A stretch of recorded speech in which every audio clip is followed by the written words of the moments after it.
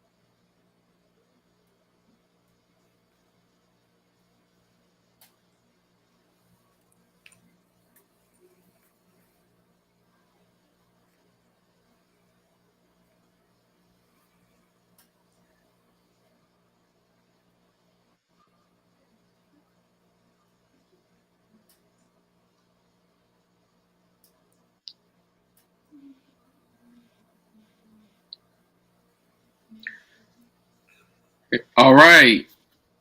We are back, and for some reason, our intro wasn't showing on the live stream. I don't know why. By the way, I don't know why, but we are back again. This is Bucketphoria, a basketball podcast presented by Mafia Sports Report and Sports Dynasty. Now, before we get to the finals, even though it's finally here, we are going to review Game 6 and Game 7 of the Eastern Conference Finals. Yup, the NBA's biggest nightmare is here. Miami versus Miami versus Denver. That's the NBA's biggest nightmare right now. Locating a lot of you, but let's talk about Game 6, Game 7. So, Game 6, right? Boston down 3-2. This had one of the craziest endings that we've seen, and it was very similar to what Game 7 was the year before when Boston beat them. Like Boston kind of controlled this game, right? And then around the last 4 minutes of the game, they just couldn't hit anything anymore. When Miami went to that zone, they struggled to find shots. And Miami, I'm not gonna lie to you, Jay Butler legitimately in that full quarter just spammed going to the free throw line every time. He'll do that same exact move and kept getting to the line over and over and over and over again. He's going R2 square.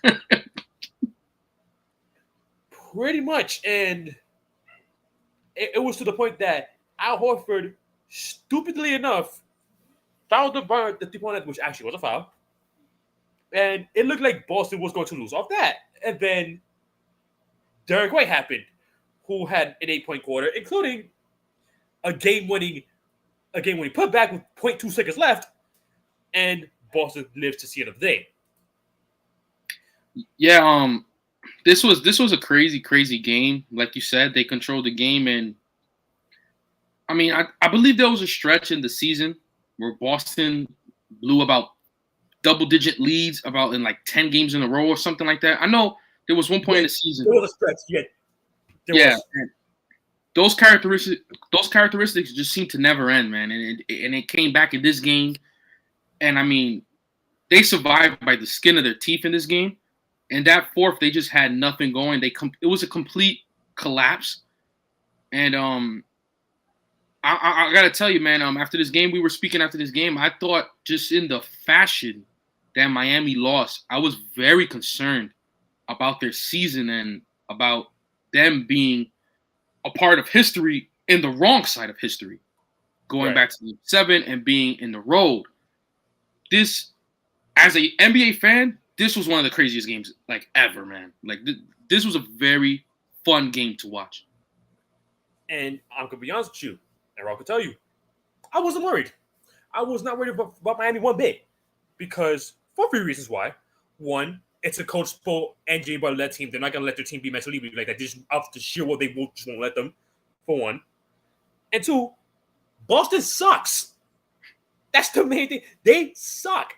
And Game 7, when I don't know why at home, and I think they were kind of like this last year too, but especially this year at home, they were horrible in the playoffs at home. They finished the playoffs 5-6 at home, with this game 7 being the cherry on top, which I will give Jason Tatum a slight pass for this game 7 because he basically played the whole entire game with an OD messed up ankle and had no elevation.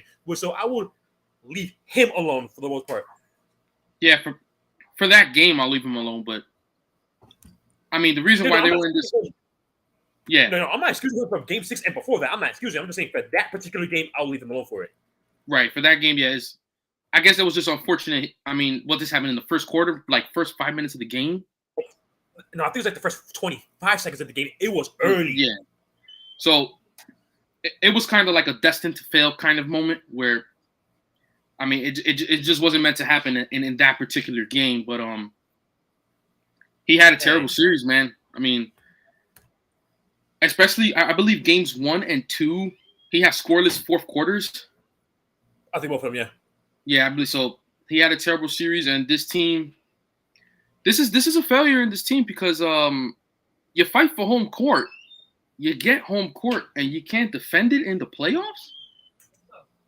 I mean, what's the point of the regular season if you're not going to be able to defend your home court in these games, in the games that actually matter? So this is ultimately, in my part, I think this is a big failure of a season. No, it most definitely is a failure because let's talk about it. So, they had championship aspirations, right? I think they may have been the favorite coming to this season. Correct me if I'm wrong. It may have been them. They were. And you really think about it, it's like, what have they done, right? They started off hot. They looked really good in the beginning of the season. And then you had that stretch, right, where the game I remember the most with the blown lead was when they played the Nets. They had like a 26-point lead and lost. And this is Mikal Bridges' Nets, by the way, not the Kevin Durant one. And then you have these games with the Hawks. You couldn't put away. I think you're up by 13 going to the fourth quarter in that game 5, and Trae Young leads them a comeback game for them to win. And they even have Dejounte Murray. You have games like Philadelphia, games 1 and 5, especially the first one where James Harden solo drew and Embiid wasn't even there, and game 5 where they just looked lifeless.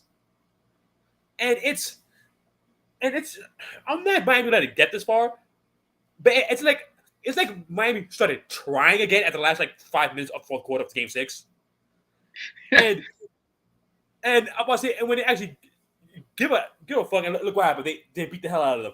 Caleb Martin is to go as he almost won Eastern Conference Finals MVP, and Jaylen Brown. Oh, let's talk about Jaylen Brown real quick. But this game, oh my goodness, let's talk about him. This series, he was Tatum this series. Let's be real here. He was. And this game especially, it looked like he was ready to pack his bags to go whatever team trades for him. Because the ball handling was a problem already.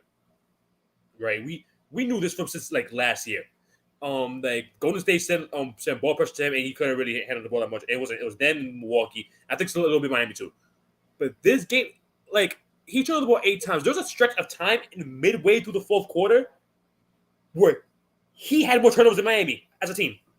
Him alone had more turnovers than Miami at one point. Yeah. Mentally, he just wasn't locked in mentally in this series. He was just awful, and it's crazy how in a whole year's time, he has not improved his ball handling. He is still a liability when he puts the ball down. And for a player who likes to play in so much isolation, for your ball handling to be one of your weak points, it's honestly pathetic, bro. It is. And Caleb Martin said it himself. They attacked his ball handling. So there's a team with a scouting report is literally on you to just put the ball on the floor, and they're confident that they're gonna get the stop on you. That does not help Boston as a team either. And especially in these late game situations, he can't really get a good shot. He can't really get a good shot off. There's a lot to be said because is that someone you pay? What they got to pay him? What, almost $300 million? He's eligible for the Supermax. I think it's 5 years, $250. I think that's what it is. I think that's the exact number. And I'm pretty sure he's gonna ask for that. I'm pretty sure he is. So if you're Boston, there's a couple things. One, they miss Ime Udoka. They Oh, yeah, just most definitely. this team just never had the fire that they had last year. Last year's team would have made the finals with a breeze, especially in these playoffs. I think they would have made the finals with a breeze. Maybe Miami would have challenged them. Maybe gave them like 2 games. But last year's team was just they were a really good basketball team. They were. It took Golden State being Golden State to take them down. But this team, I mean, from the first round, and we were saying this from the beginning, that Atlanta series was just so alarming. It was just the most alarming thing. And I hope they got to move on from Al Horford as well. Yeah, he played his best game in this series. He made 2 threes. He was like 2 for 5 from 3. I was proud of him. He still sucked this series like really badly. He's old, but Yep. yeah, he was horrible. This one's a playoff run. You were right. He was a playoff run. He was horrible, but He was I feel horrible. like specifically too, as it went on, he just looked more and more like detrimental to the team than anything else. Yeah. And I want to say this too for this game 7. For starters, shout out to Derek White. He tried like very hard. And Robert Williams only got 14 minutes in this last game. Why? I'm glad that you said that because specifically in game 6, I noticed that Robert Williams was making Jimmy Butler indecisive in his aggressiveness in terms of scoring the ball, especially in the paint. Robert Williams was doing a good job challenging him, and he would make Jimmy Butler pump fake a lot, which is uncharacteristic to his game. He's usually just a go player. He's a reactor, and he's very aggressive. And I've seen a lot of possessions where Robert Williams will actually block Jimmy Butler or force him to a miss. So for him to play 14 minutes, I really don't understand it. To me, your 3 best players in this series was Derek White because he was really good in this series. Game 7 was his worst game, but every little can left. I'm gonna be honest with you. Derek White, Marcus Smart was pretty good in this series as well, and Robert Williams. I think Robert Williams was actually really good in the games that they played. I think he was a huge part of why they won those games. And for him to just barely play and give Jimmy Butler, who still didn't shoot that well from the field, but he was more decisive in this game, and it also helped that Caleb Martin is the greatest player of all time, but he looked significantly better in this game than he did the past 3 games combined. Because games 4 through 6, Jimmy Butler was very bad. Yeah, this was his best game in the last 3. This one was definitely the best one. Then you got Caleb Martin. I mean, he just destroyed them. But I mean, that coach from Boston, I don't know, Mazzulla, correct? Yeah, Joe Mazzulla, yeah. Yeah, he just has such lack of adjustments, man. I mean, you got to go out and die with Robert Williams. You just have to, especially with how detrimental to the team Al Horford is. He's the only one you have left. There's not really anyone else you could really confidently run down there in the paint. So this is the guy I think you got to die with, man. No, it is. And I was saying this, like, again, there's all players in usual, like, this is not a good team. This other team is not a good team, but I said, but this is like the easiest path they have to make the finals, and yet they will find a way to mess us up. And look what happened. You have a game 7 at home after being down on being up 3-0. You came back in the game 7, tied 3-3. You will think at your own core you will be able to close it out, but they suck at home. So it was low-key a detriment. They went 1-3 at home this series. And that is just pathetic, bro. Yeah, it is, and it's just so frustrating to watch. And the Celtics they have a lot of decisions to make in this offseason because Al Horford, again, he should retire. I don't know if he is or not, but he should retire. They've been talking about Marcus Smart on the chopping block for a minute now. Jalen Brown looking like he ready to get the hell out of there. And if you do decide to keep, let's just say you do pay Jason Tatum and Jalen Brown both the Supermax, right? Who else is going to play for the team? That's a very good point. Who else is going to play for the team? The East it's only going to get harder. I mean, I don't know if Milwaukee's going to probably run into Miami again in a first-round matchup. So chances are you got to deal with them again, right? Let's see what happens with Miami. But it just always feels like if there's a Coach Spo team with Jimmy Butler in the playoffs, they're going to be around. Yeah, they're going to be around. Exactly. You got to worry about them too, right? So again, you got Al Horford aging. I say they almost have to trade Jaylen Brown if they want to kind of keep championship aspirations in this team, because this is just not going to work. And if this team gets rid of Marcus Smart, I think they're finished. I think that's probably the one player that you cannot get rid of in this squad. It'll be weird too if he's not in this other team. That actually would be very, very weird if they do trade him. My thing specifically for the Celtics is one, I think Jaylen Brown is number one in your priority list because you will get a lot of asks from him. You might be able to get Dame off them, by the way. Just keep that in mind. You might be able to get Dame off Portland if you're lucky. And honestly speaking, a lot needs to change because you are no better than what they were when Brad Stevens was the coach. And that's not disrespect to Brad Stevens by any stretch of imagination. That's not disrespect to him at all. But at the end of the day, he never made the finals. He made the conference finals, like 5 different times? As a head coach, about 5 times. I'm about to say he never was able to beat LeBron or Jimmy Butler. That's just how it was. And the fact that you couldn't make the playoffs with as easy of an opportunity you had, and again, it's going to get harder from here, I would hope, because the East this year was nothing short of a effing trade rank. It was ridiculous.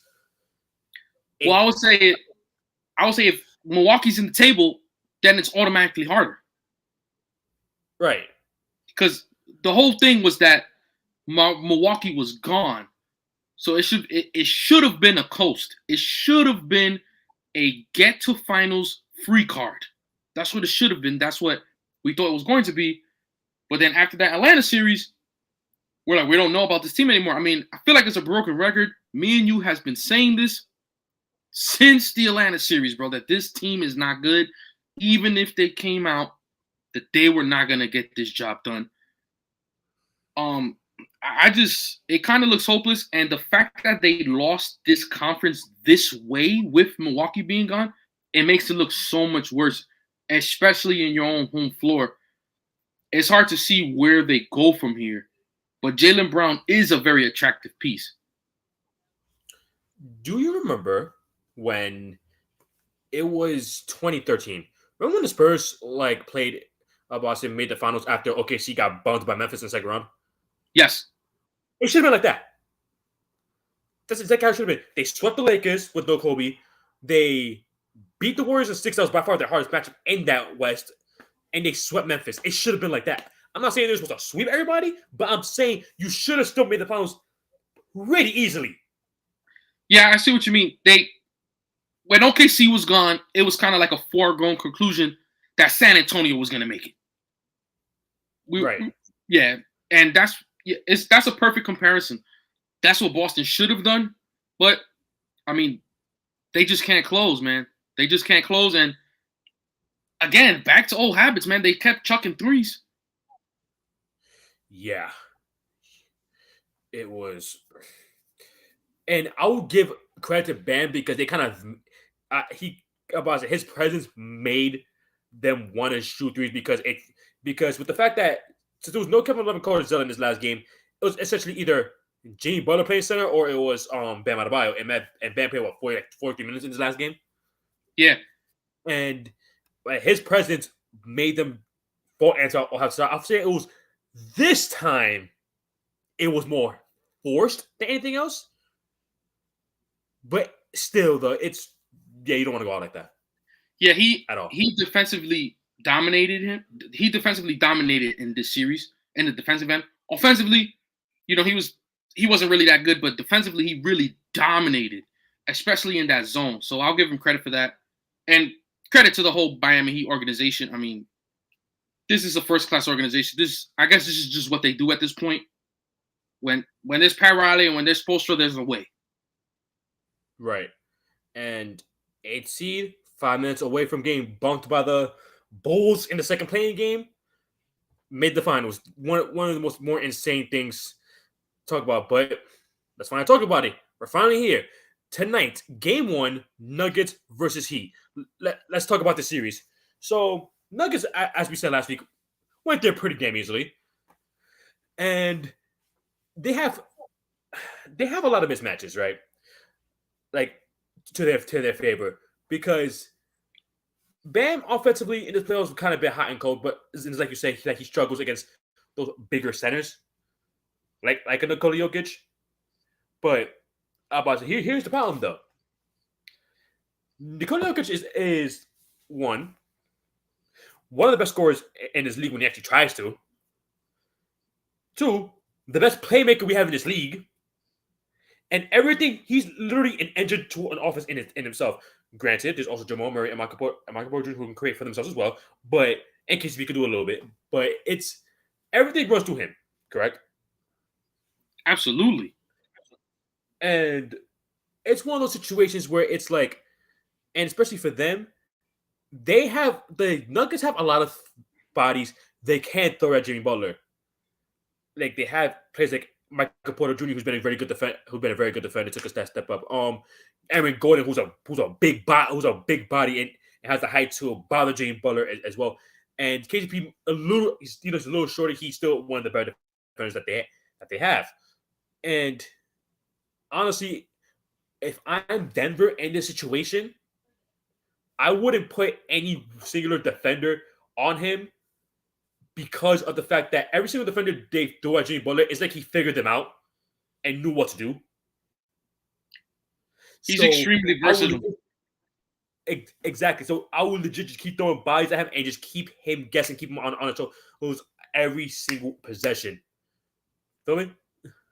I actually agree with that. I actually agree.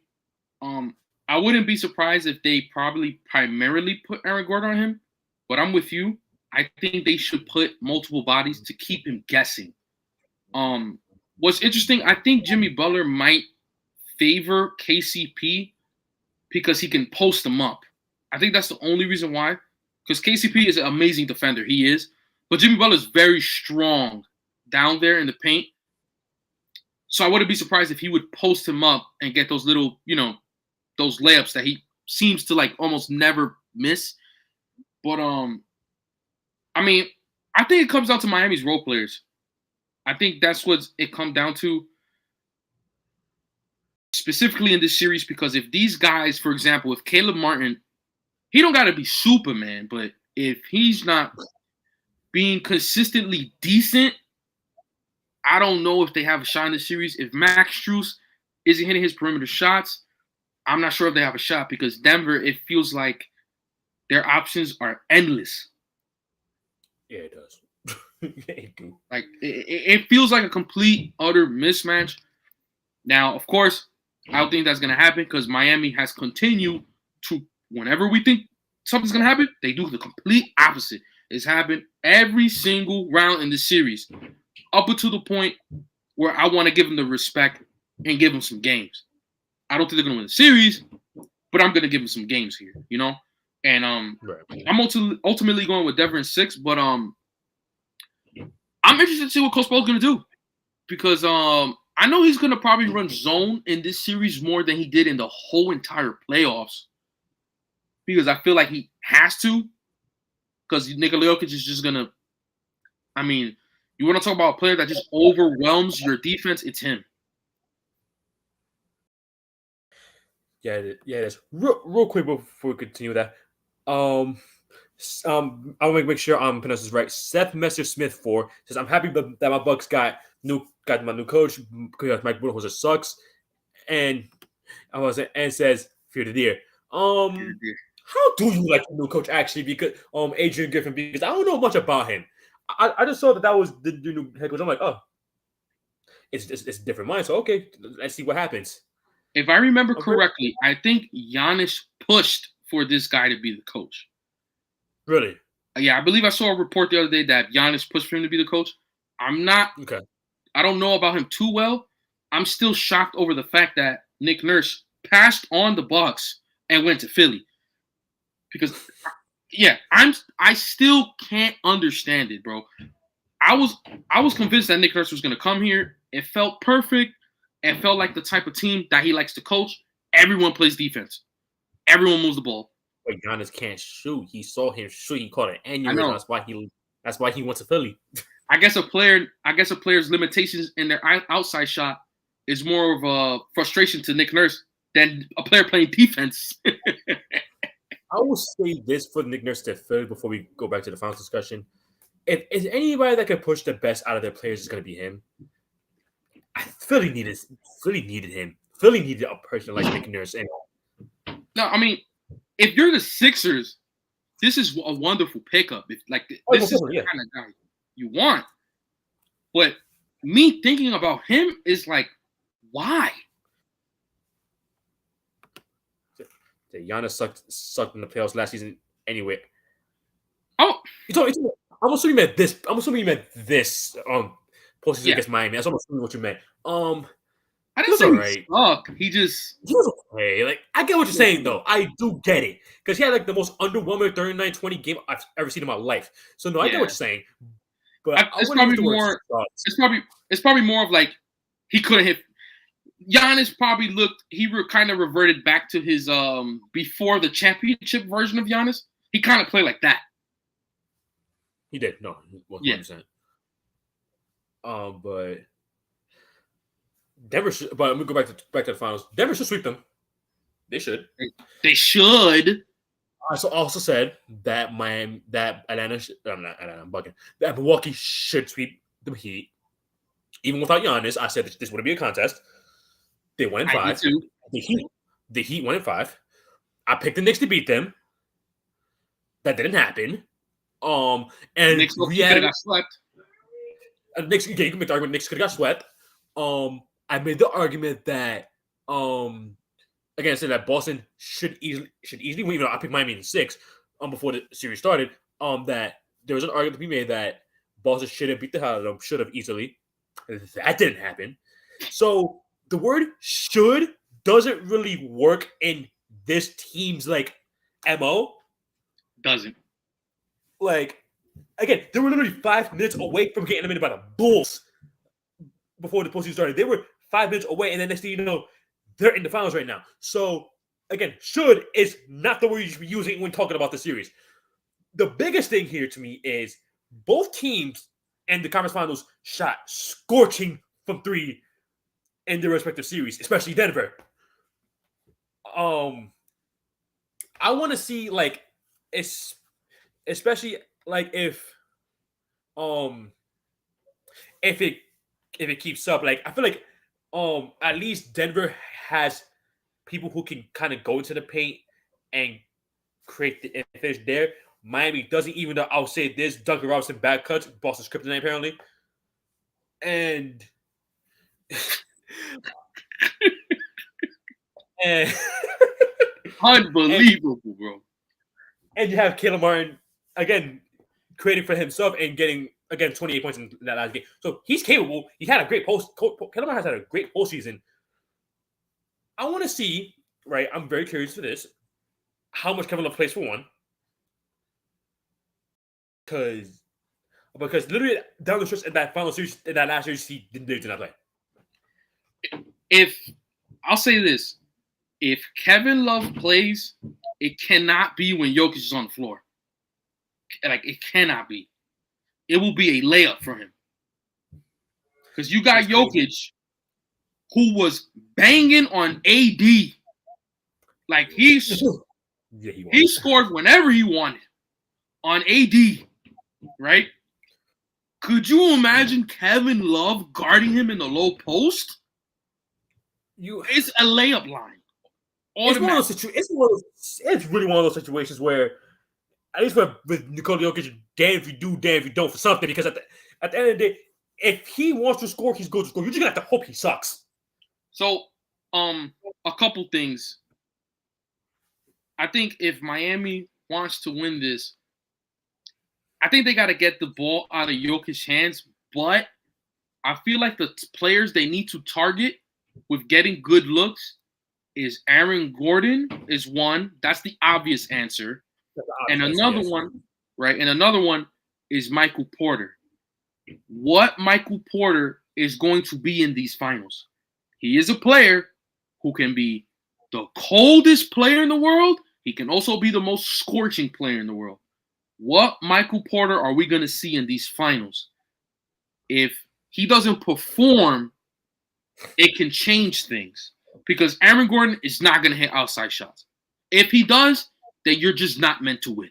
It is what it is. If he hits outside shots, you're going to lose. He can. I would live with the results, but he can't hit it. Right. I will live with the results because that's pretty much like what the Lakers did. For the most part, it didn't bite the Lakers on them leaving him open. For the most part, I think the Lakers succeeded in the game plan in terms of defending Aaron Gordon, right? If they do that to him, I would challenge Michael Porter. What can he do? Specifically challenge him to make him drive. I don't know if he could get the best of Bam on a consistent basis. You know what I'm counter with? For Michael Porter Jr., as to me, why I feel like he's going to be the most dangerous player in the series, aside from Jokic, obviously. Who are they going to put on him for that to work? Because he's literally going to shoot over every single person in that team. That's a very good question because when you got a wing that's like 6'10", 6'11", it's very hard to defend. But I think they're going to have to deny ball on him. And they're going to have to pretty much lead him into the drive and test his playmaking ability.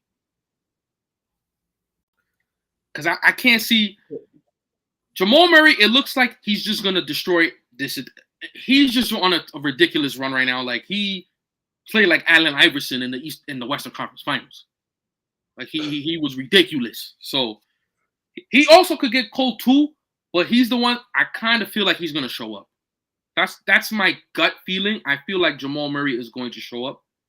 Now, he is getting checked by Kyle Lowry, and that is a championship player. So if someone knows how to slow a player down, it's him. But I wouldn't count on it, not on this stage. I don't know. I think they got to attack Michael Porter, man.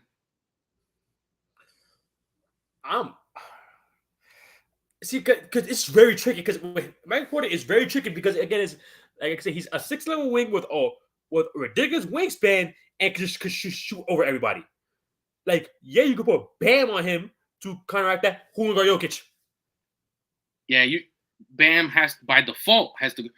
I'm assuming massive zone. Like this is what I'm assuming. I'm assuming they're gonna run extremes amount of zone because if you don't, it's just that Michael Porter. He's literally gonna shoot over the whole team. Like you have to put Bam. He's gonna shoot over them. You have to put Bam on Jokic. If you're running man, you by default have to do it. And it's still not even the only thing I could think of is because I saw a couple interesting things, and it's one. Yes, they did have AD, but there was a lot of possessions where I don't know. It felt like Rui would have a couple. He would make him a little bit more frustrated. But with AD, he would try to overpower AD, but it didn't feel like he would do that with Hachimura. I don't know if maybe, and I could kind of relate to this as a big. It kind of feels better when you have an actual big on you compared to someone smaller because you kind of can't feel where they are. I think no, I don't know. No, I get exactly what you're saying. I will say the reason why that was the case though is because with Rui on him, AD was lurking somewhere. He had the Aaron Gordon assignment. So the reason I think the big reason why he was so hesitant was because he know AD's right there waiting to punch his shot. I think that was the big reason why.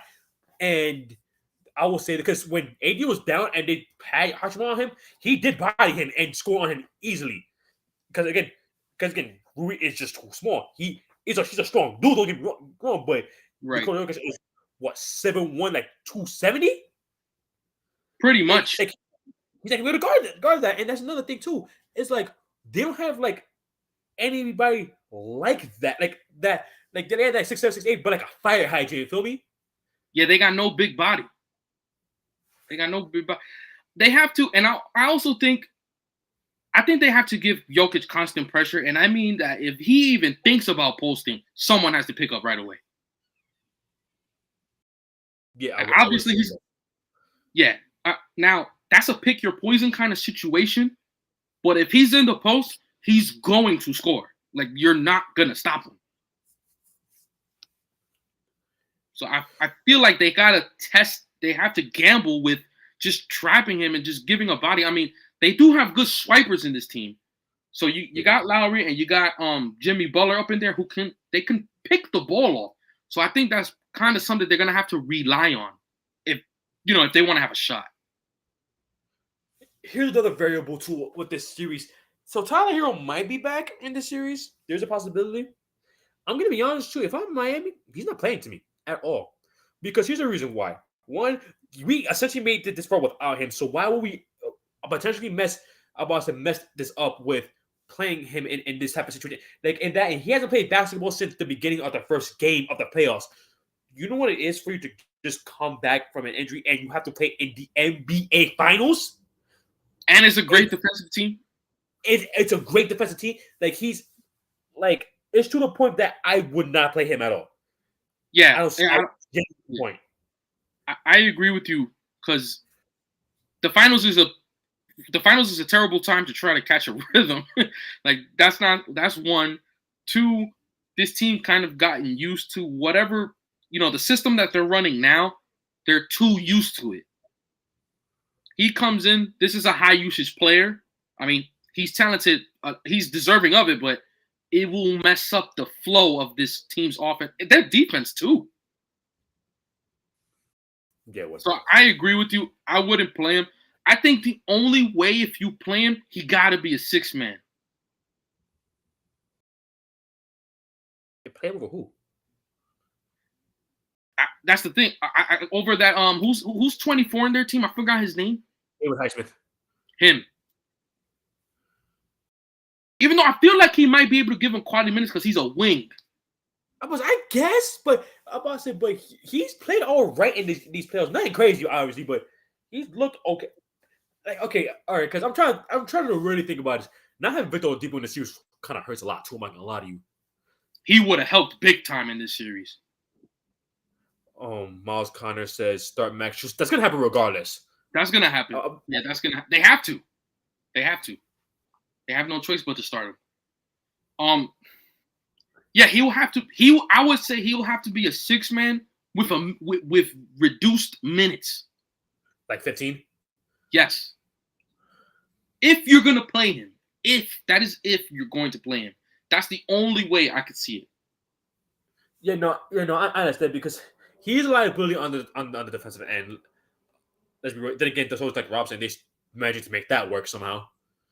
And honestly speaking, it's one of those situations where like he needs the ball to transfer and trying to create. So it's right. I was it. So Duncan Robinson's point, he could play off the ball. Right. Which Tyler can too, but not to the degree that he can. Right, exactly. So it's very.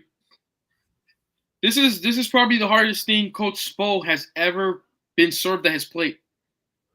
Which I'll also say this is also the coach that Mike Malone's also the hardest coach he has to go against by a mile that can at least hang with him. I'm not saying he's a better coach than Coach Spo because he's not, but he can at least hang with him. You feel me? Because you go through it, right? I'm even going to include the playing games for shits and giggles, even though they've lost one of them. You got Quinn Snyder, cool.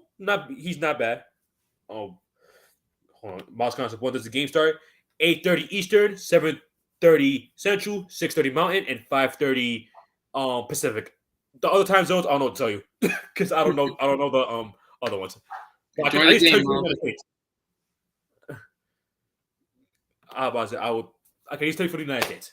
So yeah, so Quinn Snyder, right? That was the first one he had to go deal with. They got to deal with Billy Donovan, who I'm actually surprised still has his job. Me too. Honest with you, he still has it. It might have something to do with the fact that his point guard might not be able to play basketball ever again, so he kind of has that excuse. Budenholzer, who isn't shit like that. He's not that good. He's all right. Yeah. Good floor raiser. It's very hard for him to get you over that hump. 2021 was very lucky. Shout out to Giannis, though. Shout out to Giannis. Tom Thibodeau, who isn't bad by any stretch of the imagination, but is very, very stubborn and doesn't like to adjust. Tom and Spo. Right, it's like I don't think he's better than Quinn Snyder personally. Tom Thibodeau, not bad, but I just I agree with that.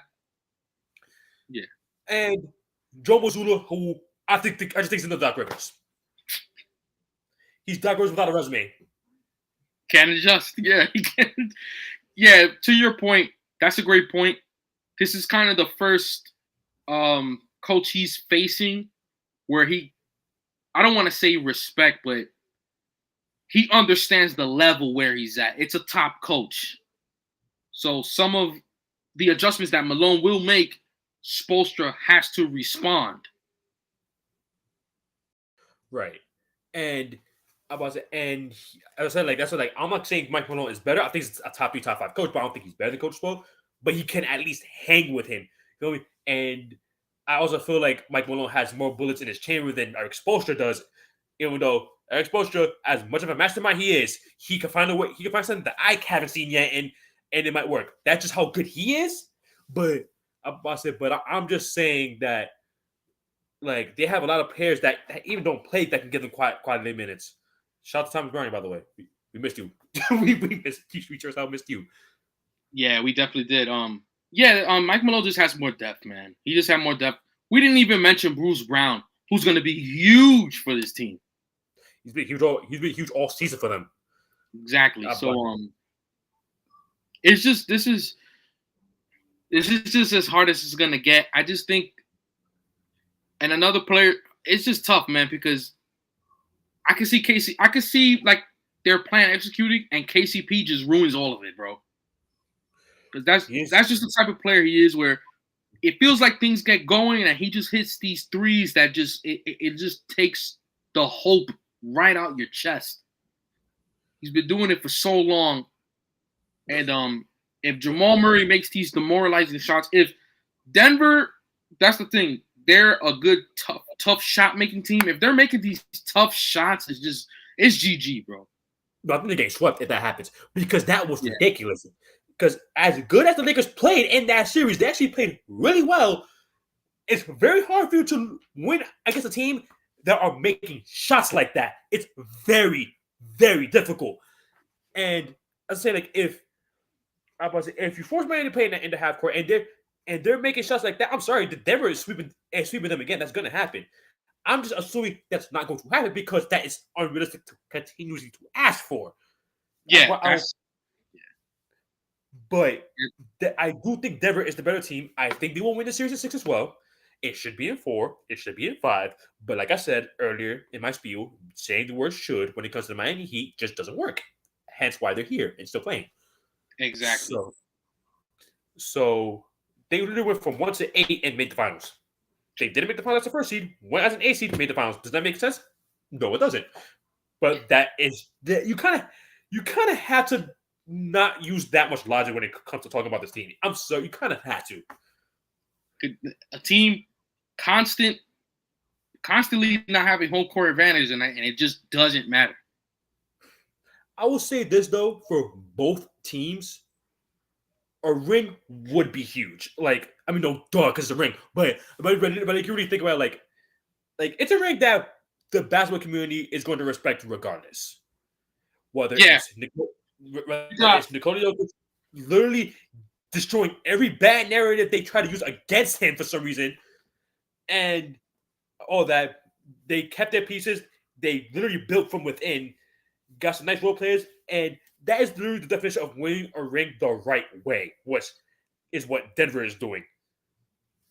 And for Miami's case, you got Coach Spo getting the ring without LeBron finally. You got Jimmy Butler finally getting his, which it feels overdue. And Michael Jordan's son finally gets his ring.